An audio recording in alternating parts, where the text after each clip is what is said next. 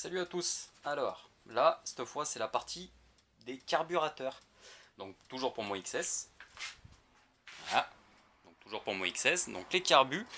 À savoir que j'ai deux rampes. Donc, sur les deux rampes, j'ai pris la plus dégueulasse et la plus pourrie, qui est là-haut. Je vous montrerai après. Simplement parce que je voulais vous montrer quand même qu'avec pas mal d'huile de coude, on pouvait refaire quelque chose de relativement propre. Donc cette rampe là, c'est la rampe qui était la plus propre des deux. Donc je vais vous montrer, hein. Celle-ci je ne l'ai pas touchée, je ne l'ai pas nettoyée. Donc comme vous pouvez voir, voilà. On voit quand même que c'est bien dégueulasse à l'intérieur. Donc c'est des carbus qui sont restés pendant pas mal de temps. Et en plus, elle est bloquée. Voilà, qui sont restés quand même pas mal de temps sans fonctionner et à l'humidité. Donc c'est bien crade, hein. Voilà, donc c'est pour vous montrer un petit peu avant et après. Voilà, hop. Donc voilà à quoi ça ressemblait. Mais l'autre était pire, ce que je vous disais. L'autre était bien plus pire. Voilà. Ok, sur le dessus, vous voyez, comme vous pouvez voir, c'est rouillé. Donc l'autre rampe aussi était rouillée. Donc il y a eu des vis que j'ai pas réussi à enlever, donc il a fallu que je les tape. Et même que je les découpe pour pouvoir les sortir. Voilà.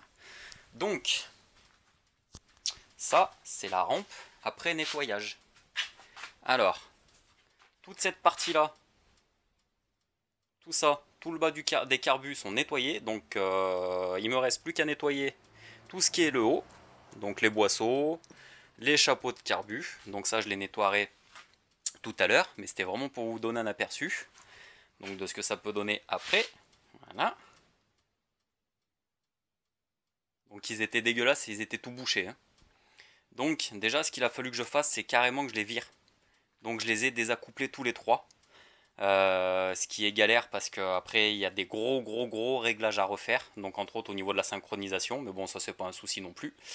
Donc voilà, donc j'ai tout sorti, tout ce que j'ai pu sortir, j'ai tout sorti, donc pour montrer.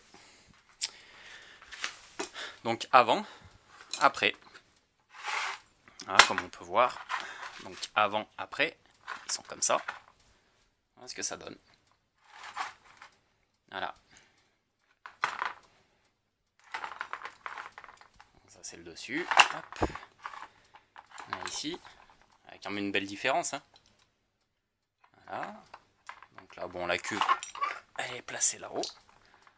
Voilà, donc voilà, pour donner un aperçu de ce que ça fait quand, quand on a beaucoup, enfin qu'on y met beaucoup d'huile de coude.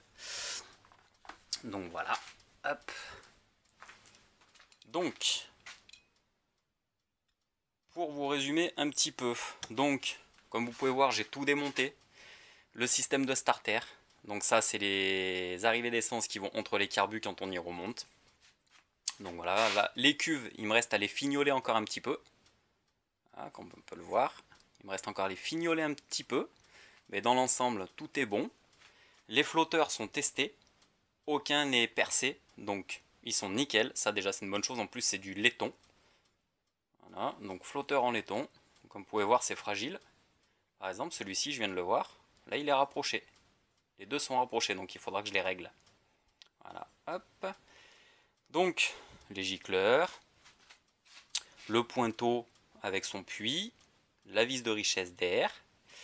Donc de toute façon, bon, je vous expliquerai après ce que je vais changer dessus. Donc pareil, hein, là on voit tout. Hop, ça c'est la tige pour tenir les flotteurs au niveau du carbu qui est là. Donc ça c'est les commandes de starter. Voilà, les commandes de starter qui fonctionnent à merveille. Elles étaient coincées, elles étaient bloquées. Donc voilà, donc il y a une commande par carbu.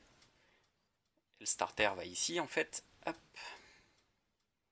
Il va comme ça, voilà.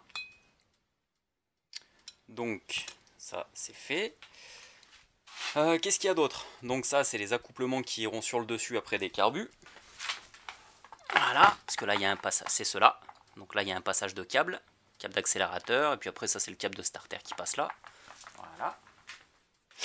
Donc il me reste à nettoyer ça, ces pièces là, plus les chapeaux. Donc ces pièces là, plus les chapeaux des carbus, plus les membranes. Donc les membranes sont bonnes. Je les ai vérifiées, les membranes sont bonnes. Voilà, donc nettoyage, il me reste plus que tout ça là-haut, enfin ça là-haut, pardon. De toute façon, j'ai commandé des kits carbu complets pour les restaurer. Donc tout ce qui est joint, parce que les joints étaient morts. Voilà. Donc ça, c'est ce qui me reste. Donc là, il y a encore de la visserie. Encore de la visserie ici. Bon, ça ne vaut pas le coup de vous y montrer parce que c'est pas grand chose. Donc voilà, donc ça, c'est les joints carbu. Qu'il a fallu que je chauffe pour les décoller pour pouvoir les sortir. Voilà, hop. À peine j'ai appuyé, clac. Donc ils sont cassants, ils sont tout morts. Voilà, donc ça c'est compris dans les kits carbu. Ça c'est les joints des commandes de starter. Hop. Donc ça je sais pas, mais par contre celles-ci sont bonnes, donc je sais pas si dans le kit il y en a, il me semble pas, donc je les récupérerai. Bon ça c'est des joints, on s'en fout. Donc voilà, ça tout ça je vais y changer. Je vais changer donc les aiguilles. Toutes les aiguilles sont dans le kit. Le pointeau est dans le kit. La vis de richesse est dans le kit. Le ressort est dans le kit. Les 2 gicleurs sont dans le kit. Donc voilà, j'ai trouvé des kits franchement pas trop chers sur eBay. Donc maintenant je les attends. Voilà, donc comme vous pouvez voir les carbus, hein, ils sont ressortis nickel.